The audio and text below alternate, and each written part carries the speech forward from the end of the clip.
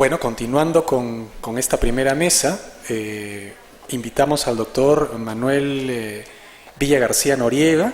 Él va a exponer el tema la constitucionalidad de exigir fianza para recurrir a la anulación del laudo.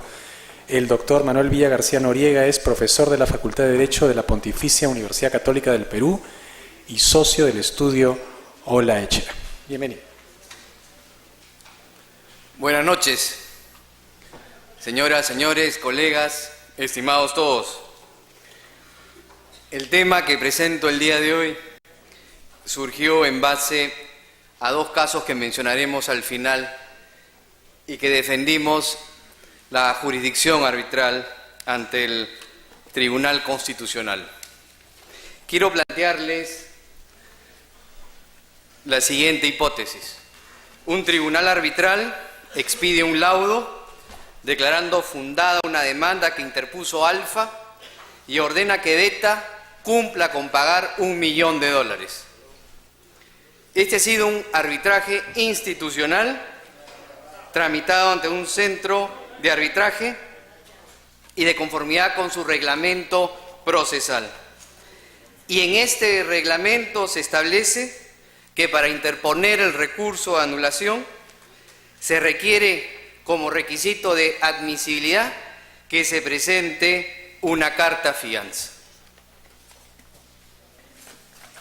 Siguiente, por favor. No obstante, lo pactado por Beta en su convenio arbitral y lo establecido por el Tribunal Constitucional a través de las sentencias que ya hemos escuchado mencionar por quienes me han antecedido, el habeas corpus 61-67 del 2005 o los amparos 15-67-2006 y 61-49 del 2006, Beta procede a interponer un proceso de amparo y no un recurso de anulación contra el laudo, ya que sustenta que el hecho que tenga que presentar una carta fianza por $1 millón para poder impugnar el laudo vulnera, según Beta, uno de los componentes de la tutela procesal efectiva, como es el acceso a los medios impugnatorios regulados. ¿Qué les parece? ¿Esto es posible? ¿Vulnera realmente el acceso a los medios impugnatorios regulados? Trataremos de analizarlo.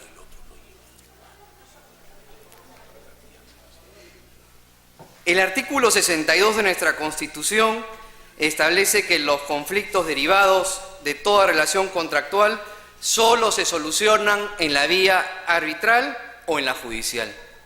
Asimismo, el artículo 139 de esta norma establece que el principio de la función jurisdiccional es que no existe ni puede establecerse jurisdicción alguna independiente a la ordinaria, ¿no es cierto?, con excepción al arbitral y a otra más.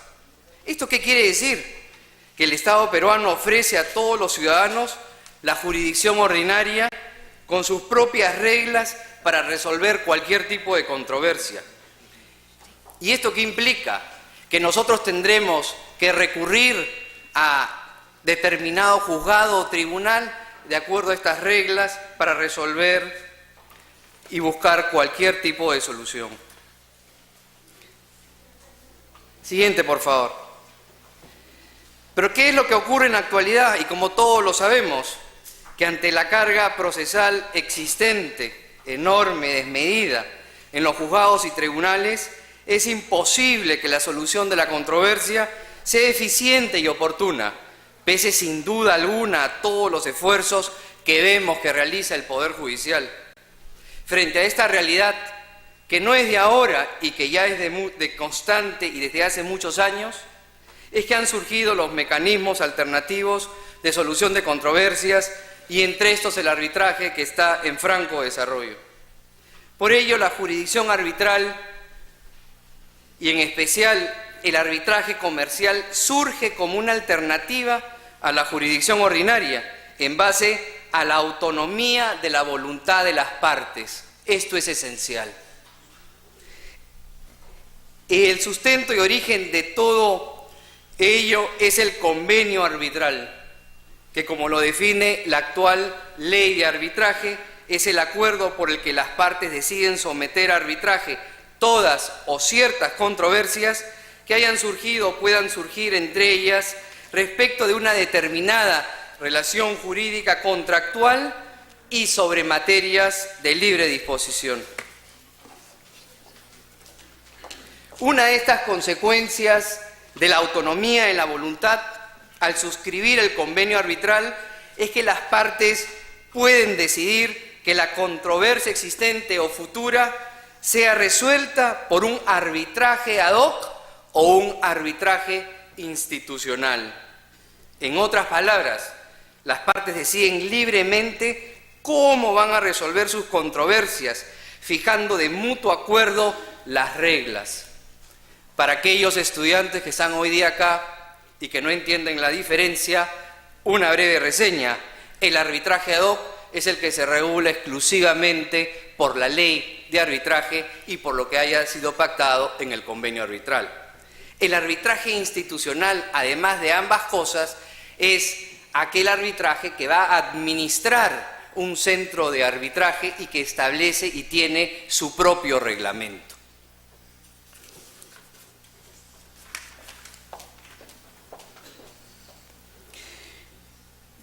Considerando todo lo antes señalado como un marco inicial, acordémonos que Vetas ha seguido un proceso ante un centro de arbitraje, es decir, estamos ante un arbitraje institucional y plantea que es inconstitucional que le hagan o lo obliguen a pagar $1 millón.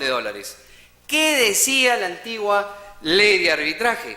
En el artículo 72 de esta ley establecía taxativamente que podía exigirse como uno de los requisitos del recurso de anulación el recibo de pago o comprobante de depósito en cualquier entidad bancaria o fianza solidaria por el monto establecido en el laudo y a favor de la parte vencedora en el proceso arbitral, si así se hubiera dispuesto en el reglamento de la institución arbitral o en el convenio arbitral. Es decir, esto no se aplicaba a todos, solamente se aplicaba si se había pactado en el convenio arbitral o era una norma del reglamento de este centro de arbitraje.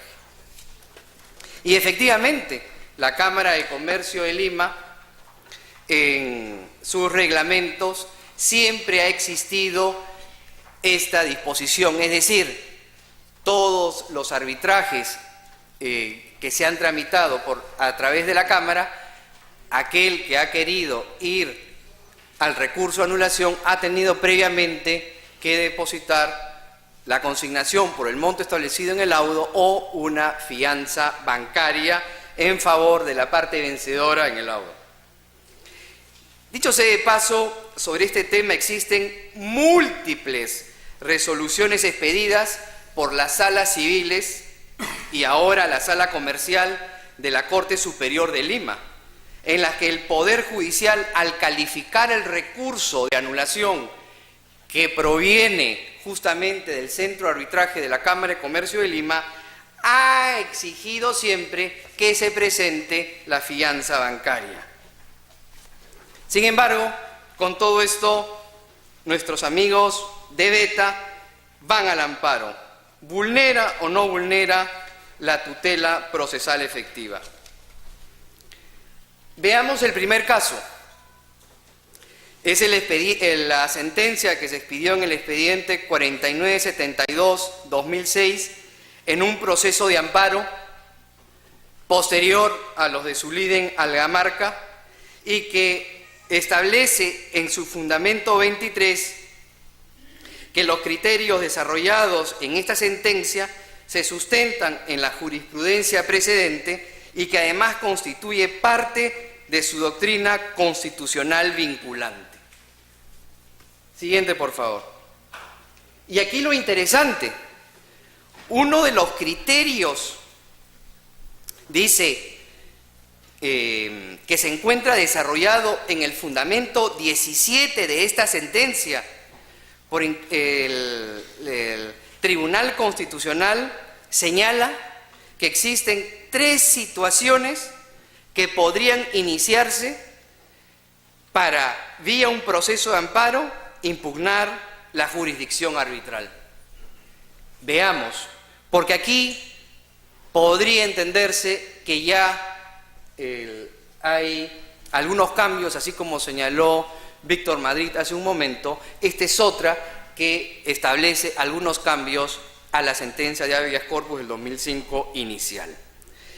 ¿Cuáles son estas 3 situaciones? Primero señala si se vulnera la tutela procesal efectiva. Como todos saben, la tutela procesal efectiva está mencionada en el artículo 4 del Código Procesal Constitucional. Y por tutela procesal efectiva, el mismo código, en el artículo 4, de manera enunciativa y no taxativa, menciona, por ejemplo, el acceso a la justicia, el debido proceso, a probar, de defensa, al contradictorio, a no ser desviado de la jurisdicción predeterminada, a la obtención de una resolución fundada en derecho, a acceder a los medios impugnatorios regulados, que es la materia de nuestro ejemplo, a la imposibilidad de revivir procesos fenecidos. Y en esta sentencia y en este primer punto, el Tribunal Constitucional enfatiza que esta causal solo podrá plantearse cuando se haya agotado la vía previa. ¿Esto qué quiere decir? Que primero habrá que tramitar el recurso de anulación y luego el proceso de amparo. Y las otras 2 situaciones son cuando la jurisdicción arbitral resulta impuesta ilícitamente o cuando el proceso arbitral se tramita sobre materias indisponibles, que el día lunes el magistrado, el doctor César Landa, magistrado del Tribunal Constitucional, hizo mención al referirse al expediente 061-2008, proceso de amparo. ¿Y por qué digo yo que existe una diferencia con el habeas corpus de 61-67 del 2005? Porque en esa sentencia repite como primer punto exactamente la que tenemos acá, cuando se vulnera la tutela procesal efectiva. Pero como segundo y tercero señalan cuando los árbitros no aplican la jurisprudencia constitucional o si los árbitros no aplican los precedentes de observancia obligatoria expedido por el Tribunal Constitucional. Pero en todo caso, y para nuestro caso, Beta tiene que poner una fianza de $1 millón para plantear el recurso de anulación. Con esta sola sentencia tenemos la respuesta afirmativa, tendría que hacerlo. Pero veamos el siguiente caso. Es la sentencia que se ha expedido en el expediente 7532 del 2006. Es otro proceso de amparo y aquí expresamente quien interpuso el amparo planteó la inaplicación del artículo pertinente del reglamento, de la norma del reglamento de la Cámara de Comercio de Lima, que exige que se presente la fianza con el recurso de anulación para plantear o impugnar el laudo arbitral. En esta sentencia, en su fundamento 5, se reitera el fundamento 17 del expediente anterior que hemos mencionado y comentado brevemente, y donde reitera y con mucho énfasis que cuando la jurisdicción arbitral vulnera o amenaza cualquiera de los componentes formales o sustantivos de la tutela procesal efectiva, esta solamente se podrá tramitar, es decir, el amparo, luego que se haya agotado la vía previa, es decir, el recurso de anulación. Y es muy interesante comentar, siguiente por favor, lo que señala el Tribunal Constitucional en esta sentencia respecto a si se aplica o no se aplica la norma pertinente del Centro de Arbitraje de la Cámara de Comercio de Lima. Y señala 4 puntos. Número 1, señala que las normas del reglamento eran conocidas por ambas partes antes de que estos se obligaran a este reglamento y antes que suscribieran el convenio arbitral. Y en consecuencia señala que el sometimiento a dichas reglas se hizo por el solo uso del derecho a la libre contratación de las partes. Nuevamente el artículo 62 de nuestra Constitución, siendo lo pactado ley entre las partes. Siguiente. Asimismo, señala el Tribunal Constitucional en esta sentencia que, como se sabe, el arbitraje es de carácter privado y opcional, por lo que si las partes deciden someterse a las reglas de este, es porque tienen la posibilidad de cumplir con todos los supuestos de incidencia que resulten de ellas.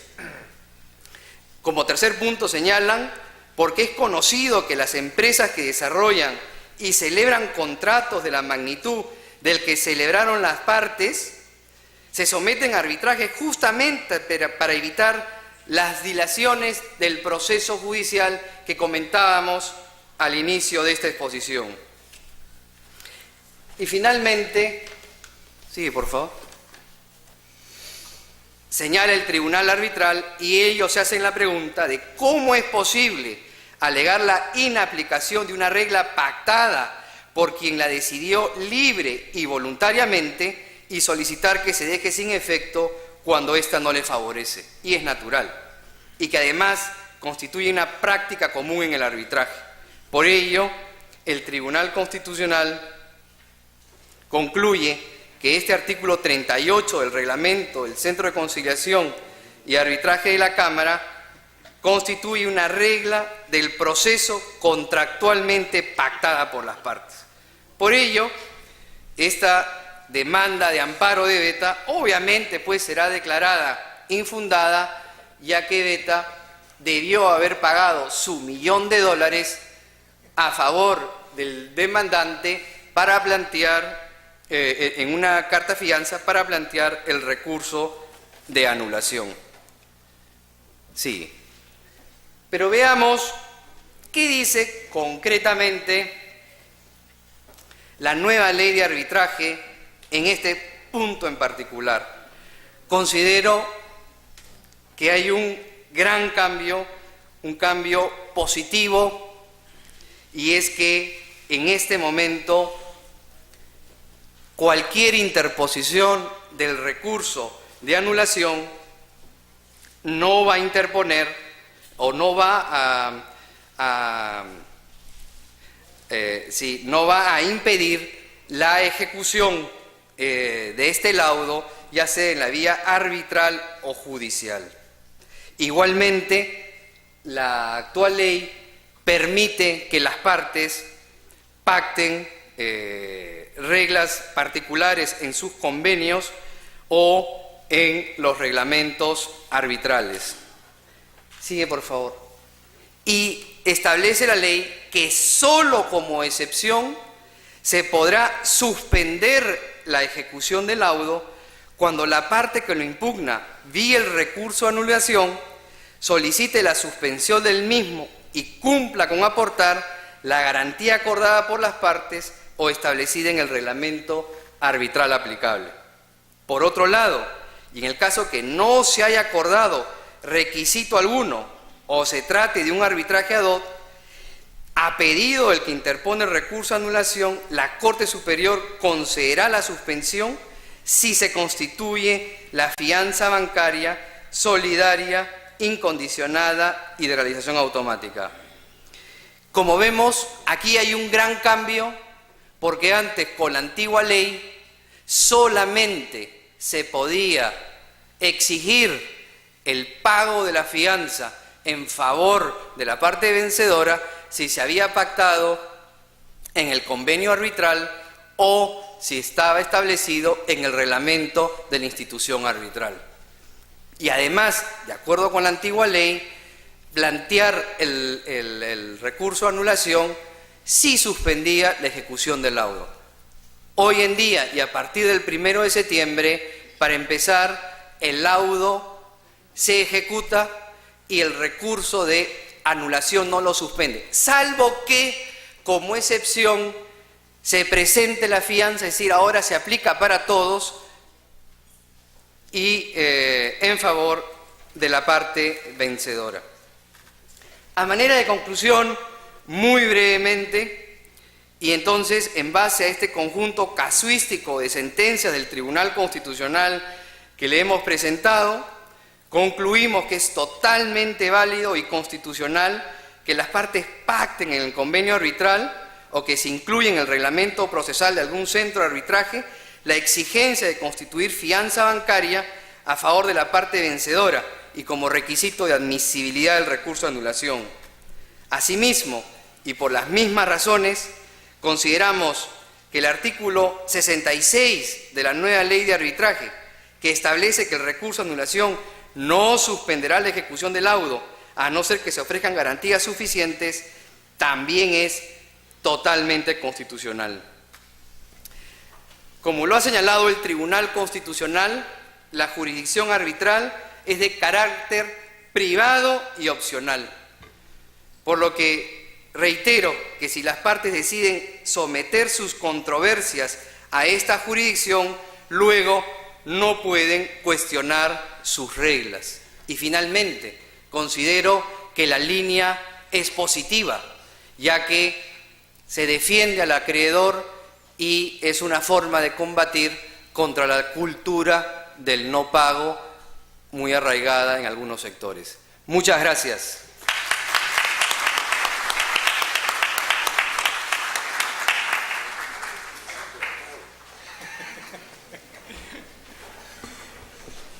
Finalmente, para culminar esta primera mesa antes del intermedio, vamos a tener con nosotros al doctor Enrique Ferrando Gamarra, quien va a exponer algunas consideraciones sobre el arbitraje comercial. El doctor Ferrando es socio del estudio Sterling y fue el terrible árbitro que le clavó $1 millón a Beta, que es el que nos acaba de exponer en el ejemplo, nuestro querido amigo, el doctor Manuel Villagarcía. Muchas gracias, señores organizadores. Quiero darle además mi particular agradecimiento a mi amigo Mario Castillo, que me ha permitido mantener como título de esta ponencia una frase que no dice nada. Algunas consideraciones sobre el arbitraje comercial, lo cual me ha dado un poco la libertad de decidir un poco tardíamente qué temas voy a revisar, y como en el camino me sorprendió la nueva ley de arbitraje, entonces ha sido muy oportuno revisarla y, aplicando un poco temas de experiencia, que era lo que quería básicamente compartir con ustedes, y la nueva ley, he seleccionado 5 temas sobre los que quiero hablar ahora, y como el tiempo es bastante corto, conmigo termina este bloque, y hay personas que quieren irse a ver el fútbol, me voy a permitir leerlo. Entonces, los temas que quiero tratar, y disculpen que los voy a tratar brevemente y lo más rápido posible, son, primero, si son iguales los árbitros que integran un tribunal arbitral. En segundo lugar, si se puede someter a arbitraje cuestiones o materias no disponibles. Tercero, si se puede obligar a una persona que no se ha sometido a la jurisdicción arbitral a resolver sus diferencias en arbitraje. Cuarto, al revés, si se puede obligar a una persona que ha pactado el arbitraje a someter sus diferencias ante el Poder Judicial. Y quinto, si pueden los árbitros aplicar el control difuso. Entonces, entro directamente a los temas y voy con el primero, si son iguales los árbitros que integran un tribunal arbitral. Yo creo que antes lo eran y me parece que con la nueva ley ya no lo son tanto. Veamos, en cuanto al deber de imparcialidad y de independencia, la nueva ley, como la anterior, exige a todo árbitro ser y permanecer durante el arbitraje independiente e imparcial. Lo dice claramente el artículo 28, numeral 1 de la nueva ley. Pero para la ley no es suficiente con que los árbitros sean y permanezcan independientes e imparciales, también exige que lo parezcan. Por eso, el mismo numeral 1 del artículo 28 de la ley agrega: la persona propuesta para ser árbitro deberá revelar todas las circunstancias que puedan dar lugar a dudas justificadas sobre su imparcialidad e independencia. Y el numeral 3 del mismo artículo faculta a las partes a recursar al árbitro sobre el cual concurran circunstancias que den lugar a dudas justificadas sobre su imparcialidad. Por consiguiente, en cuanto al deber de independencia e imparcialidad, los árbitros que integran un tribunal arbitral son iguales. Todos deben ser independientes, todos deben ser imparciales. El Perú no se adhiere a aquellas corrientes que aceptan que los árbitros de parte no sean independientes, o para decirlo de otra manera, que solo exigen independencia al presidente del tribunal arbitral. El Perú no acepta que los árbitros de parte sean abogados de la parte que los designó dentro del tribunal. Tampoco acepta que desempeñen el cargo de árbitro aquellos que tengan algún conflicto de intereses que afecte su libertad de criterio. La ley quiere que todos los integrantes del tribunal arbitral sean verdaderos jueces, capaces de administrar justicia sin interferencias. Sin embargo, esto no parece tan cierto cuando se constatan ciertos privilegios que la ley confiere al presidente del tribunal arbitral. Tal es el caso de la potestad de repetir actuaciones cuando se reconstituye el tribunal arbitral y la facultad de laudar, casos específicos en donde esta supuesta igualdad de los miembros del tribunal empieza a convertirse en una desigualdad. Veamos ambos temas. Repetición de actuaciones arbitrales. El artículo 31 de la Ley de Arbitraje establece que, producida la vacancia de un árbitro, se suspenderán las actuaciones arbitrales hasta que se nombre un árbitro sustituto, salvo que las partes decidan continuar con el arbitraje de los árbitros restantes, atendiendo a las circunstancias. El numeral 3 del mismo artículo agrega que, una vez reconstituido el tribunal arbitral, las actuaciones arbitrales continuarán desde el punto en que se había llegado en el momento en que se suspendieron las actuaciones. Sin embargo, en caso de sustitución de un árbitro único o del presidente del tribunal arbitral, subrayo, del presidente del tribunal arbitral, estos deciden a su entera discreción si es necesario repetir todas o algunas de las actuaciones anteriores. En caso de sustitución de cualquier otro árbitro, lo decide el tribunal.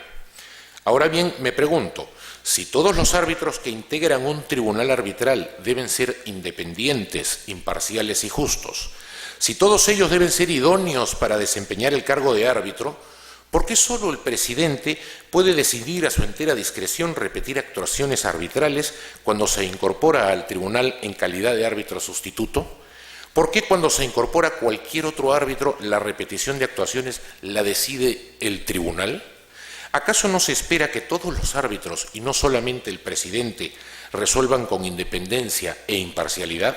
¿Acaso no es igualmente importante que todos los árbitros, y no solamente el presidente, estén debidamente enterados de las actuaciones arbitrales, sobre todo aquellas que han representado para los árbitros una vivencia personal, como puede ser una declaración de parte, una sustentación de un peritaje o una inspección arbitral? La respuesta es sí, pero no.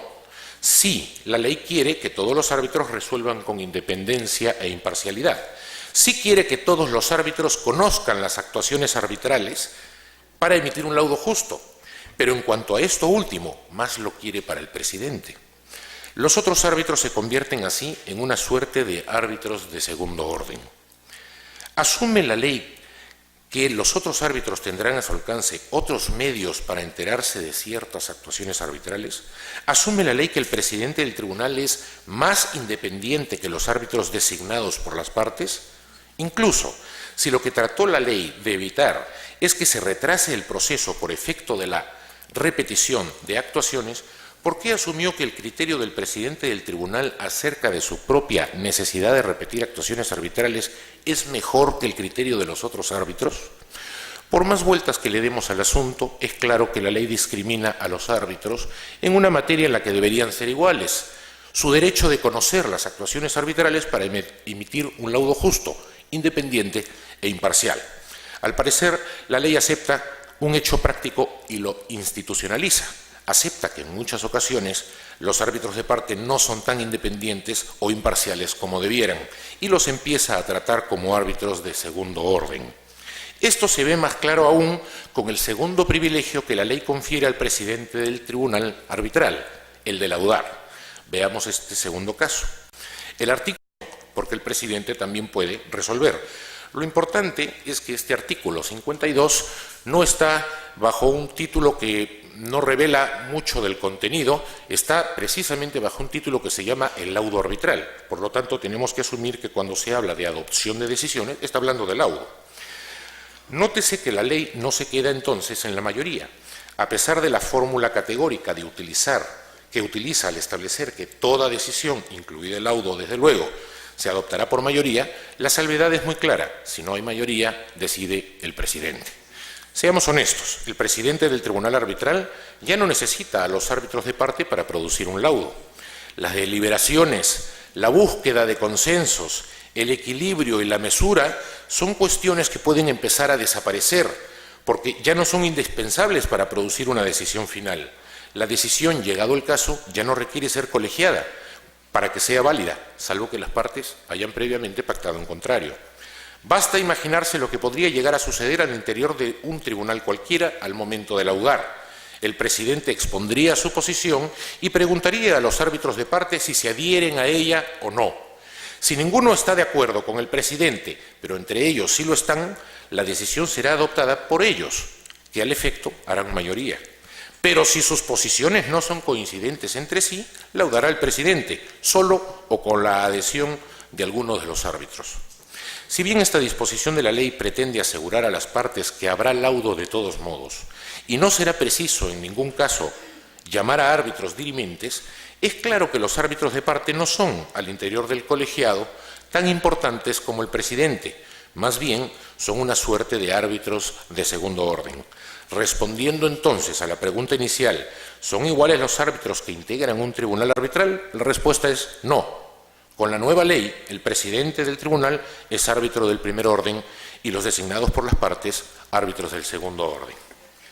Paso al segundo tema. ¿Se pueden someter a arbitraje cuestiones o materias no disponibles? Acá pretendo hacer primero una breve revisión de la legislación anterior para luego entrar a la nueva ley. Entonces, la respuesta a esta pregunta es compleja. Digamos que con la anterior ley era posible someter a arbitraje algunas materias indisponibles y con la actual ley parte de ellas todavía pueden ser objeto de arbitraje, pero no existiría ningún obstáculo constitucional para que por ley se autorice someter a arbitraje otras materias que precisamente sean indisponibles. Veamos. El artículo 1 de la Ley de Arbitraje recientemente derogada señalaba expresamente en su artículo 1 que pueden someterse a arbitraje controversias determinadas o determinables sobre las cuales las partes tienen facultad de libre disposición, así como aquellas materias relativas a temas ambientales. Como se aprecia, la intención de este precepto era que solo puedan someterse a arbitraje materias disponibles. Sin embargo, expresamente autorizaba a someter a arbitraje materias relativas a medio ambiente que en su mayor parte son indisponibles. Una de las materias indisponibles que la ley anterior permitía someter a arbitraje es el de la nulidad del acto jurídico, tema que ha sido aceptado casi pacíficamente por la doctrina nacional y hasta donde yo conozco no ha habido ningún caso en el que un árbitro o tribunal se haya declarado incompetente para resolver una controversia sobre nulidad de acto jurídico. La ley anterior no contemplaba esta posibilidad directamente en el artículo 1, que era el precepto llamado a regular el tema. Lo hacía en el artículo 14, a propósito de regular el principio de autonomía del convenio arbitral. En dicho precepto señalaba la inexistencia, resolución, nulidad o anulabilidad total o parcial de un contrato u otro acto jurídico que contenga un convenio arbitral no implica necesariamente la inexistencia, ineficacia o validez o invalidez de éste. En consecuencia, los árbitros podrán decidir libremente sobre la controversia sometida a su decisión, la que podrá versar inclusive sobre la inexistencia, ineficacia e invalidez del contrato o acto jurídico que contenga el convenio arbitral. Ahí estaba la autorización. Algunos de estos temas son indisponibles. Por consiguiente, con la anterior ley, los árbitros también podían conocer materias referidas a la invalidez e ineficacia del contrato que contiene el convenio arbitral, constituyendo esta autorización una excepción a lo dispuesto en el artículo 1 de la misma ley. También era posible, con el régimen anterior, ventilar en arbitraje cuestiones relativas a la salud y la pensión de las personas. No lo decía la ley de arbitraje, lo permitía específicamente el reglamento de la ley 26.790, ley de modernización de la seguridad social en salud, así como el reglamento relativo al seguro complementario del trabajo de riesgo, a cuyo amparo trabajadores y EPS podían discutir en arbitraje la existencia y grado de invalidez de los primeros a efectos de establecer la obligación de pagar una pensión de invalidez y su monto. Sin embargo, el Tribunal Constitucional, a través de reiterados precedentes recaídos en amparos interpuestos por trabajadores, estableció que el derecho a la salud y el derecho a la pensión de invalidez son indisponibles y, consecuentemente, de conformidad con lo dispuesto en el artículo 1 de la Ley General de Arbitraje, esas materias no pueden someterse a arbitraje. Recientemente, el criterio de indisponibilidad del derecho a la salud ha sido ratificado por la Corte Suprema en el pleno casatorio realizado a propósito del análisis de cosa juzgada de la transacción y de lo que puede o no ser materia de una transacción. La Corte Suprema concluyó que el daño a la salud de las personas no puede ser materia de transacción, pues la salud constituye un derecho indisponible. Solo es posible transigir sobre las consecuencias patrimoniales del daño. El principio que se derivaría de este criterio es: lo que no puede ser materia de transacción tampoco puede serlo de arbitraje. La nueva ley de arbitraje, y acá entramos a la nueva era, es más clara en definir qué materias son susceptibles de arbitraje. El artículo 2 de la misma señala: pueden someterse a arbitraje las controversias sobre materias de libre disposición conforme a derecho, así como aquellas que la ley o los tratados o acuerdos internacionales autoricen. La fórmula de la nueva ley es mejor que la anterior, pues evita enumerar las materias no susceptibles de arbitraje, limitándose a señalar que son arbitrables las de libre disposición. Pero agrega que también pueden someterse a arbitraje aquellas materias que la ley o los tratados autoricen. En otras palabras, el artículo 2 de la nueva ley ha dejado abierta la puerta para que por ley se autorice a someter a arbitraje materias indisponibles. De lo contrario, la precisión que hace el precepto no tendría sentido, debido a que la arbitrabilidad de las materias disponibles ya está contemplada. La propia ley de arbitraje sería una de esas leyes que autorizan a someter a arbitraje materias indisponibles, pues contiene un precepto muy similar al de la ley derogada, que contempla expresamente la posibilidad de ventilar en el arbitraje materias concernientes a la nulidad del acto jurídico, y lo hace exactamente igual que la anterior ley a propósito de la regulación del principio de separabilidad o independencia del convenio arbitral, con la única diferencia de que ahora lo hace de una manera más clara, porque la anterior ley no hablaba de la nulidad del contrato que contiene el convenio. La actual ley sí lo hace con todas sus palabras. Entonces, cabe preguntarse, sobre la base de lo revisado, ¿es válido que en el Perú puedan someterse a arbitraje en materias indisponibles? Aún más, ¿es constitucionalmente válido que por ley sea posible autorizar a someter a arbitraje materias no disponibles, como se ha previsto en el artículo 2 de la nueva ley de arbitraje? Ciertamente la respuesta a estas interrogantes no debe buscarse en la propia ley, sino en la Constitución. El artículo 139, numeral 1 de la Constitución establece que son principios y derechos de la función jurisdiccional los siguientes: la unidad y exclusividad de la función jurisdiccional. Agrega, sin embargo, este numeral: no existe ni puede establecerse jurisdicción alguna independiente, con excepción de la militar y la arbitral.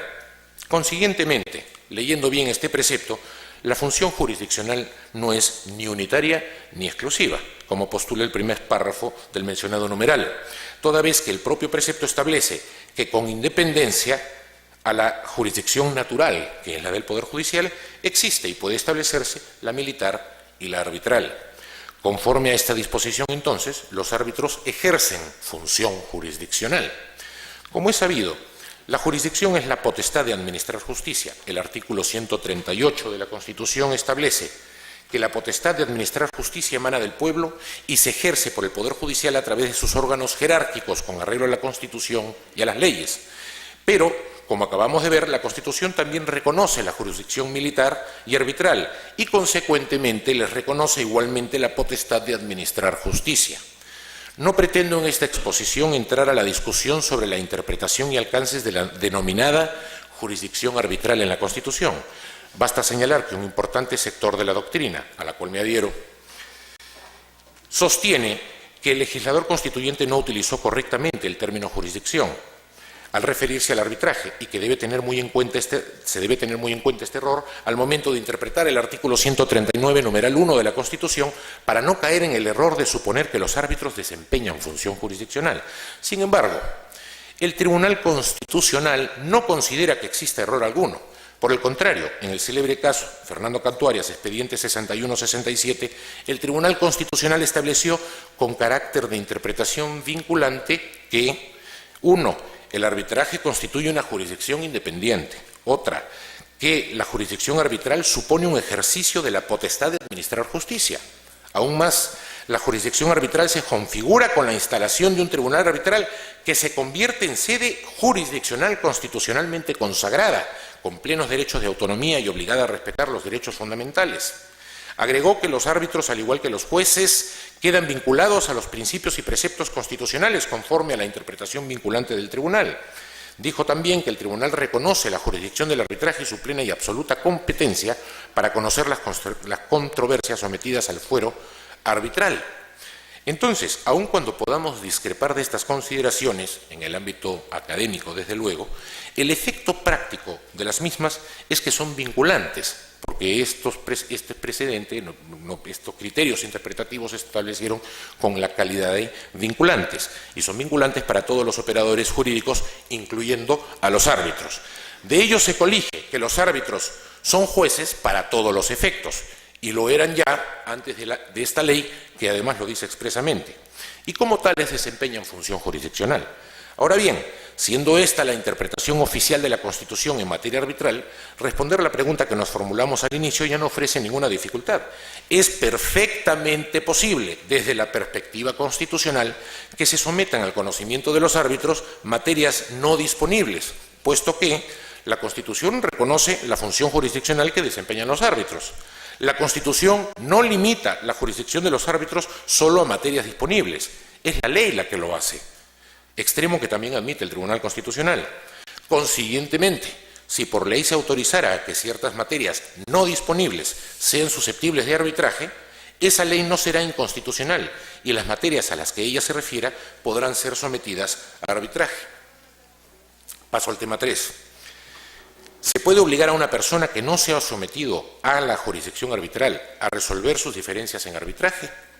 La respuesta a esta pregunta, desde el punto de vista académico, debiera ser no, por cuanto el arbitraje es un medio alternativo y voluntario de solución de conflictos. La competencia arbitral tiene su origen en la autonomía de la voluntad.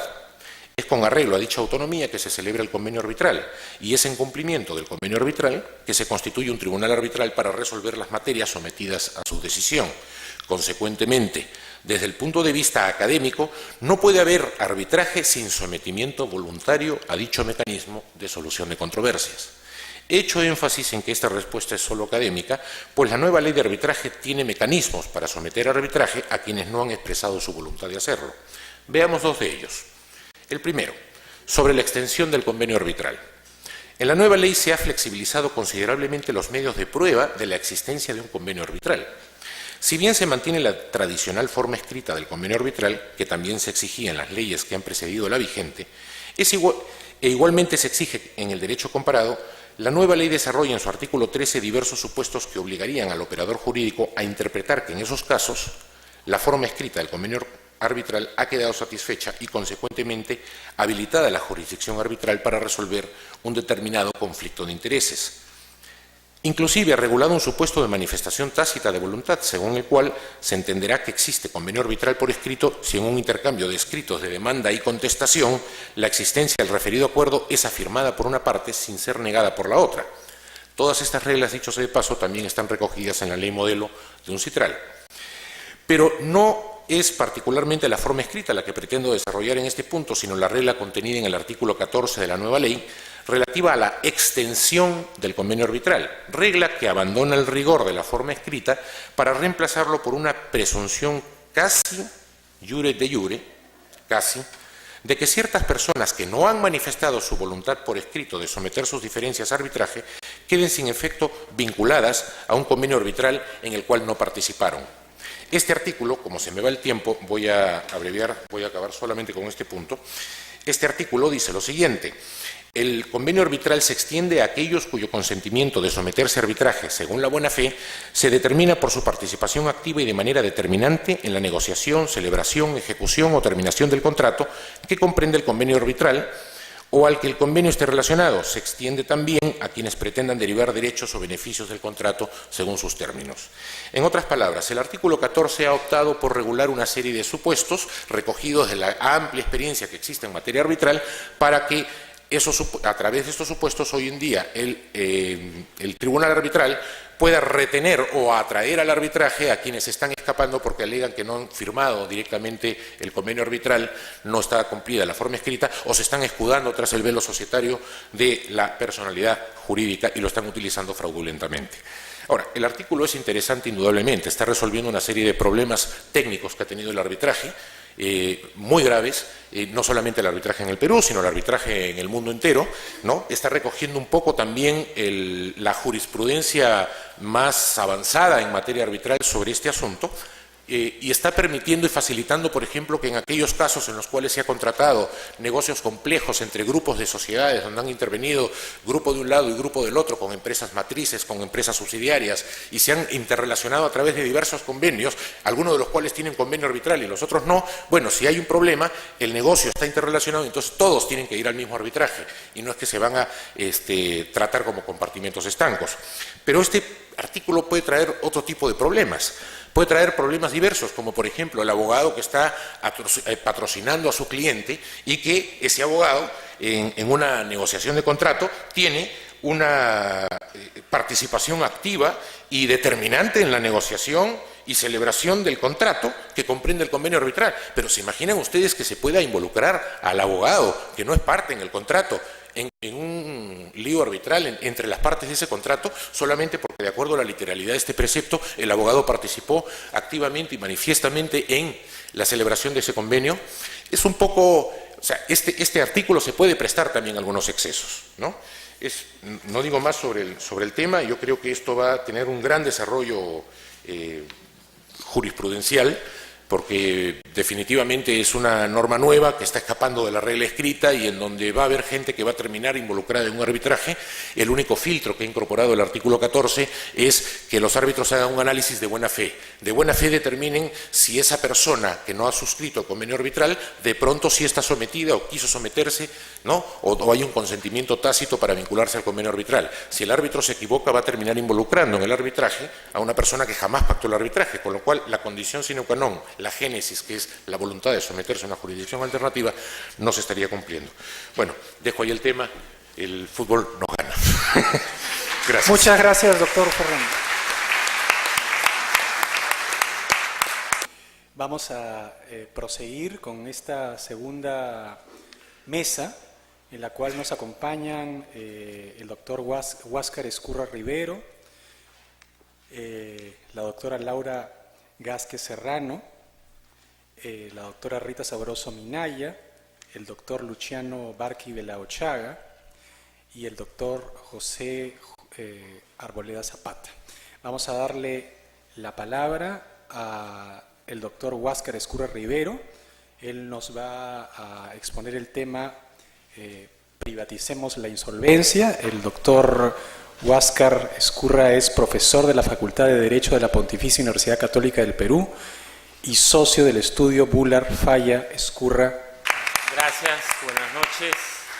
Bueno, un agradecimiento especial a Mario por la invitación y a todos los organizadores de este evento. Me han pedido compartir con ustedes algunas ideas que en algún momento se generaron al interior del Indecopi, cuando evaluábamos y revisábamos un diagnóstico que se preparó. Esto fue en agosto del año 2000, que fundamentalmente lo que nos reflejó era la dificultad que enfrentaba el Indecopi como organismo, como entidad estatal a cargo de los procesos concursales, procesos de insolvencia, antes procesos de quiebra en nuestro país, como ustedes saben. La dificultad del Indecopi para, más allá de los tremendos esfuerzos en términos de presupuesto asignado, de personal asignado y de calificación de este personal, Indecopi no estaba en capacidad de crecer en su capacidad para atender la cada vez mayor demanda por procesos concursales.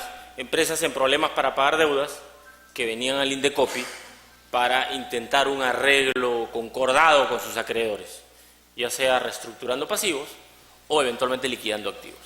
Entonces la pregunta era, ¿qué hacemos para seguir dando un buen servicio? Yo en ese momento era funcionario estatal, con las limitaciones naturales que siempre tendrá el Estado para crecer al ritmo de la demanda. La demanda por este servicio de procesos concursales cada vez más creciente. Y entonces surgió la pregunta, ¿y por qué no damos una ley, que tendrá que ser aprobada por el Congreso obviamente, que diga que los acreedores pueden ponerse de acuerdo en someter su controversia, el concurso mismo, a un arbitraje?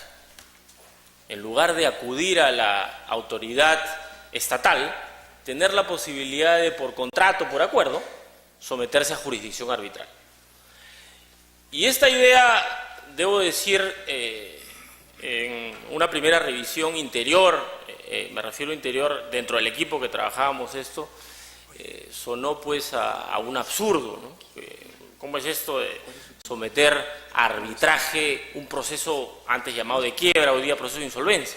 No funciona. Y de inicio hubieron varias razones para que esto no caminara. Y recibimos varios nos inicialmente. El primer no, esto no es posible, era uno vinculado a que el derecho concursal es propiamente derecho público. Lo que está en juego cuando hablamos de derecho concursal o derecho de quiebras es el interés de los acreedores, estos pueden ser trabajadores, estos pueden involucrar al Estado. El tema en juego es uno de interés público que como tal está regulado por derecho público, no derecho privado, como tal no es disponible y como tal, por lo tanto, tampoco es arbitrable. Una de las primeras reacciones para concluir esto no es posible. Otra reacción fue, no, esto no es posible porque sería carísimo.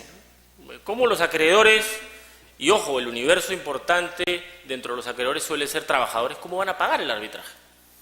El arbitraje sería impagable por los acreedores minoritarios, probablemente impagable por los acreedores laborales, y por lo tanto sería o estaría vedado para ellos participar en este tipo de concursos, y los concursos se someten a una autoridad privada como sería un tribunal arbitral. Segunda razón para el no. Tercera razón para el no que recuerdo era la siguiente, ¿no? Los que van a controlar estos procesos son las mayorías. Las mayorías en términos de quiénes tienen los créditos más importantes dentro del total de créditos de ese concurso de acreedores. ¿Y quiénes son estos? Suelen ser los bancos. No, van a ser arbitrajes controlados por los bancos. Y van a ser probablemente arbitrajes pagados por los bancos, y van a ser probablemente árbitros pagados por los bancos en mayor medida. Y por lo tanto, difícilmente el resultado va a ser uno que tenga las garantías de imparcialidad. Se sostenía en ese sentido, por ejemplo, que los créditos laborales, que por ley tienen primer rango de preferencia si se liquidan activos, estarían sometidos probablemente a el problema de que la decisión podría ser parcializada. Y básicamente salieron una serie de argumentos para decir no, y uno último, que tiene que ver con lo que se comentó en la etapa o en la sesión anterior, era uno vinculado a que el arbitraje asume, y el punto de partida del arbitraje es que este resulta como acuerdo de las partes involucradas. El principio es autonomía privada. Las partes firman un convenio para someterse a jurisdicción arbitral. ¿Y los acreedores cómo firmarían este convenio? Este convenio es imposible de ser firmado. Ya en términos prácticos, la pregunta era, ¿cómo se concreta ese convenio? Si cuando hay un concurso, justamente el escenario es uno donde difícilmente los acreedores se pueden primero identificar. Yo no sé cuántos otros acreedores están en la misma situación que yo de no haber cobrado. ¿Cómo los ubico? Y segundo, si se ubican, parece bastante complicado que en un concurso de los grandes, imaginemos 100, 200, 300 acreedores con intereses muy dispersos, laborales, tributarios, comerciales, bancos, etcétera, etcétera, etcétera, que se identifiquen uno. Dos, se pongan de acuerdo en reunirse y se reúnan y se pongan de acuerdo todos en firmar un convenio para someter la disputa a un tribunal arbitral. Y entonces todas estas razones de inicio nos llevaban a la conclusión de que esto era imposible, que era efectivamente una locura. Le dimos más vueltas al tema y les diré que cambiamos de opinión. Y cambiamos de opinión completamente y llegamos a la conclusión que era posible y preparamos una ley que en su momento se envió al Congreso con una exposición de motivos que sustentaba no solo la posibilidad, sino también la conveniencia de que los concursos, los procesos concursales, permitan que los privados pacten, sustraerse a la competencia del INDECOPI y entregar la competencia a un tribunal arbitral. Se hablaba de tribunales arbitrales concursales en ese sentido. ¿Y cómo llegamos a la conclusión de que esto sí era posible? Les cuento un poco la propuesta y les cuento luego las razones por las cuales sigo considerando que la propuesta era conveniente y considero ahora, con la ley nueva de arbitraje, que en el artículo 2 permite que por ley se establezcan nuevos supuestos de arbitrabilidad, considero que es el momento de, ojalá, desencarpetar esa propuesta, meterla al Congreso y quizá esta vez tener mejor suerte. Las razones para cambiar de opinión fueron fundamentalmente las siguientes. Yo discuto hoy día que el tema de derecho concursal sea realmente un tema de derecho público. Mi opinión es que se trata de un tema enteramente privado y por lo tanto un tema de libre disponibilidad. Lo que está en juego finalmente cuando de un concurso de acreedores se trata son contratos que han sido incumplidos. Y nada más privado que los contratos de préstamo, que cualquier contrato del cual nace un crédito. Y en ese sentido, si lo que se trata es de establecer las reglas de juego que tienen que ver con cómo se pagan las obligaciones que no se pagaron en los plazos pactados, y el derecho concursal tiene que ver justamente con eso, en mi opinión se trata claramente de un tema privado y por lo tanto de libre disponibilidad y por lo tanto arbitrable. Esto a nivel conceptual. No, y a nivel conceptual incluso con la nueva ley que permite, como explicaba el doctor Ferrando, que por ley se sometan a arbitraje temas que no son de libre disponibilidad, finalmente el debate, más allá de que puedan haber posiciones discrepantes, es irrelevante. Igual se puede hacer por ley. Entonces, esa primera valla a nivel conceptual yo creo que puede superarse. El argumento que los arbitrajes son caros es un argumento bastante discutible y creo que la práctica actual del arbitraje y del desarrollo del arbitraje en el Perú lo demuestra. Hoy día tendrás arbitrajes caros, sí, para grandes controversias, pero tienes también todo un mercado importante y en desarrollo que demuestra que pueden haber arbitrajes menos onerosos para disputas menos importantes. Vamos a hablar más adelante de arbitraje de consumo. Creo que el arbitraje de consumo de alguna forma apunta en el mismo sentido y refleja que es posible, en cuanto exista mayor oferta de árbitros, en cuanto exista en ese sentido mayor competencia, la tendencia natural debe ser a que los precios caen y a que tienes arbitrajes para todas las opciones. Y por último, así fuera caro, dejemos que los acreedores decidan. Dejemos que los acreedores decidan eventualmente pagar una factura más cara por un arbitraje ante un tribunal que les da las garantías de celeridad que hoy el INDECOPI no puede ofrecer, más allá de sus grandes esfuerzos, que elijan entre eso, pagando más para esa mayor celeridad, o eventualmente, si consideran que eso es impagable, que vayan a la jurisdicción natural, digamos, del INDECOPI, donde quizás les sale más barato en términos del derecho administrativo que se paga, pero en términos reales les puede salir más caro, porque tendrán que esperar probablemente un año para que la Junta de Acreedores se reúna, probablemente 2 para que la Junta de Acreedores tome decisión, y probablemente 5 para que la liquidación se concrete, o 15 para que la reestructuración se concrete. Esos plazos que pueden parecer ciencia ficción no son ciencia ficción, son realidad. Entonces, el punto es ese, autonomía privada. Dejemos que el privado decida si realmente es caro, porque finalmente lo que está en juego es su dinero, no el nuestro ni el del legislador. Entonces, en ese sentido, yo descartaría también esa segunda objeción.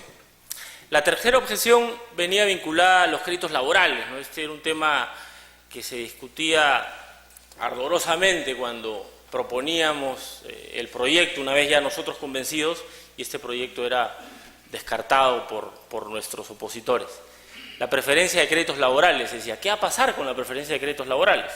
Eso sí es indisponible. ¿Qué va a pasar si decimos que el concurso es arbitrable? ¿No va a poner eso en riesgo acaso los derechos de los trabajadores a cobrar primero que todos los demás? Y la respuesta es muy simple. La ley que se dé permitiendo que los privados pacten el arbitraje concursal tendrá que decir cuáles son aquellas disposiciones de este nuevo sistema concursal que no admiten pacto distinto. Y por lo tanto tendrá que decir lo que la ley actual ya dice y que además tiene un respaldo constitucional, que la preferencia de primer rango de los créditos laborales es no negociable. Se trata de una norma de orden público. Entonces, no hay ningún problema. Es arbitrable el concurso, pero dentro del concurso y dentro de los acuerdos que puedan tomar los acreedores hay ciertos aspectos que no son disponibles. Ejemplo, orden de preferencia de los créditos laborales. Y la otra objeción, que también creo es rebatible, tiene que ver con que el arbitraje, se dice, debe nacer de un convenio donde todos los que se involucran y se someten a esta jurisdicción firman, consienten. ¿Cómo lo van a hacer los acreedores? Si los acreedores ni siquiera se pueden identificar, decíamos, ni siquiera se podrán reunir, y si se reúnen, dado lo diverso de sus intereses, difícilmente se podrán poner de acuerdo. Ahí hay que cambiar la visión y la propuesta lo que sugería es que hay que pensar en el arbitraje estatutario como un mecanismo que da la salida al problema de la dificultad de que los acreedores se pongan de acuerdo. ¿Y cómo salvamos la objeción? La propuesta lo que incluía era una ley que lo que establecía es que cuando las empresas se constituyen, en sus estatutos, tengan la posibilidad de pactar, así como pueden pactar el arbitraje estatutario para resolver disputas entre los accionistas, pactar también que en el escenario de concurso los acreedores quedan sometidos a la jurisdicción concursal arbitral, si ese fuera el caso. Y si el estatuto no dice nada, por lo tanto te vas a la jurisdicción, en este caso del INDECOPI, en el caso peruano, a la jurisdicción ordinaria, digamos.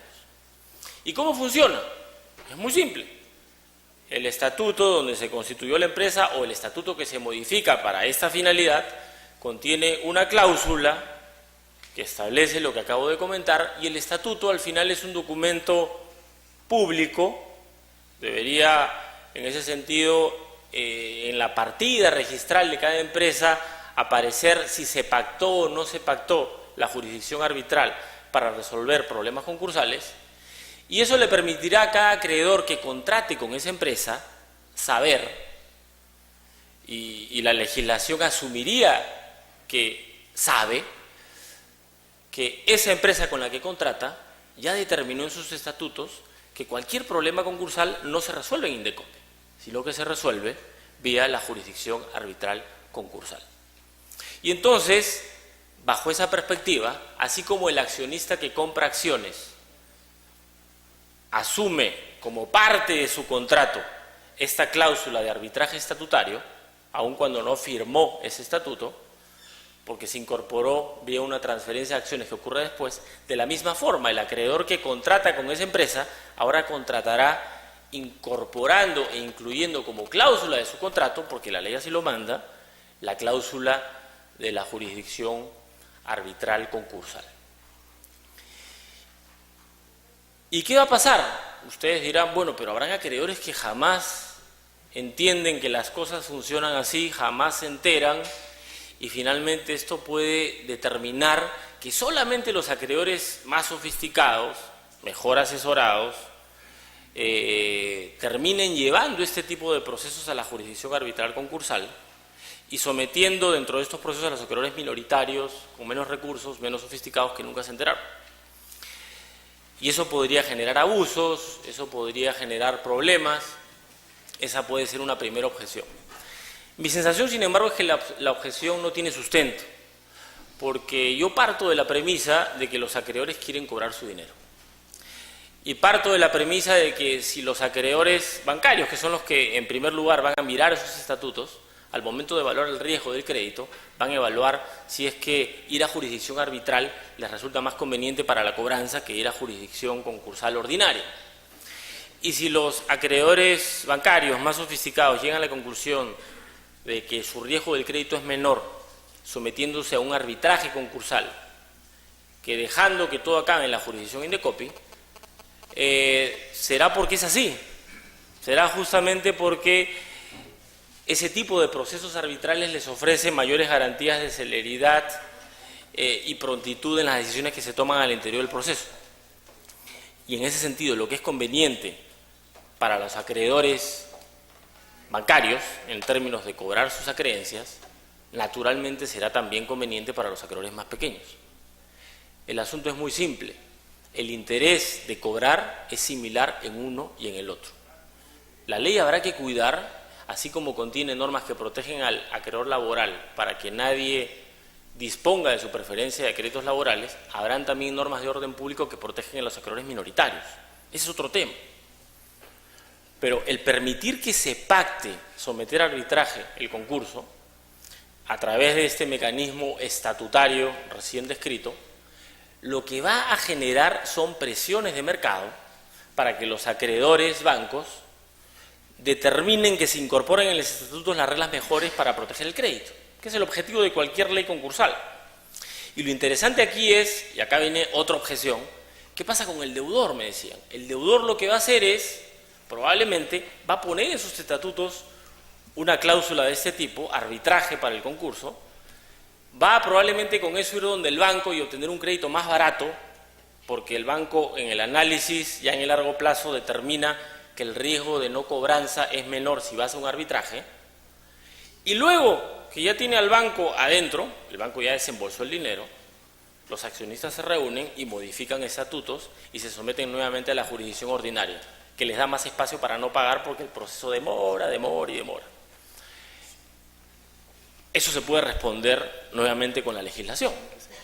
Habrá que en la legislación establecer que para modificar el estatuto en el sentido inverso requieres no solo el consentimiento de tus accionistas, sino que ahora requieres también el consentimiento de tus acreedores, porque esa cláusula estatutaria es una que al incorporarse en cada uno de los contratos de crédito que se genera, para ser modificada, requerirá necesariamente del consentimiento de tus acreedores. Y en ese sentido, el mecanismo es uno interesante, porque los acreedores, de un lado, van a buscar reglas estatutarias mejores para proteger sus créditos, y del otro lado, los deudores van a preferir reglas estatutarias idóneas para reducir el costo del crédito, esto es, aquellas que protegen mejor el crédito. Entonces, se genera en ese sentido presiones de mercado que nos llevan a estatutos que van a reflejar como autoridad concursal a la que en la práctica se refleje como la más eficiente para la cobranza, Indecopi o tribunales arbitrales, y los acreedores deciden. Y lo interesante de la propuesta es que en el largo plazo, ¿qué pasaría si esto finalmente se implementa? Mi pronóstico, por lo menos, y esto habrá que verlo si algún día se concreta, es que en el largo plazo los bancos tendrán probablemente estadísticas que les reflejen numéricamente cuál es el riesgo del crédito cuando tienes el mecanismo Indecopi como proceso concursal y cuál es el riesgo del crédito cuando tienes el mecanismo arbitral como autoridad concursal. Y los bancos, los acreedores optarán por uno o por el otro en función de la idoneidad del fuero reflejada en los hechos. Y ojo, no se trata solo de una propuesta que pretendía darle la libertad al privado de pactar el mecanismo arbitral como un mecanismo alternativo para la resolución de la disputa, sino además se trata de una regla que permite que el privado, y esa por lo menos fue la propuesta, establezca reglas nuevas de ese concurso dentro del estatuto. ¿A qué me refiero? Así como hay un código civil que establece las reglas de la compraventa y las partes cuando pactan una compraventa establecen ciertas cláusulas y en lo no dicho o en lo no previsto en este contrato se aplican supletoriamente las reglas del Código Civil de compraventa, igual podría ocurrir en la ley concursal. Puedes tener una ley concursal que funcione como Código Civil y permitir que las partes, en todo aquello que no sea de orden público, en el estatuto establezcan sus reglas de concurso especiales. Y así tendrás que los pesqueros, conjuntamente con sus acreedores, empezarán a diseñar las reglas mejores para el concurso, teniendo en cuenta el giro de negocio del sector pesquero. Los agricultores, lo mismo. Los textileros, lo mismo. Y tendrás así que el propio mercado irá generando las reglas mejores para cada problemática particular. En mi opinión, la propuesta es no solo posible, por todo lo que acabo de explicar, sino conveniente. ¿Y por qué es conveniente? Porque lo que se trata es de generarle competencia al Estado. Hay que generarle competencia al Indecopi, en este caso concreto, hay que ponerlo a competir con otra autoridad concursal que trate de hacer las cosas mejor que el Indecopi. Y estoy seguro que, como resultado de esa sana competencia, finalmente los más beneficiados, como lo dice usualmente el propio Indecopi, van a ser los consumidores, que en este caso concreto van a ser los acreedores que van a recibir un servicio mejor para su interés en recuperar las acreencias involucradas en cada concurso. Muchas gracias.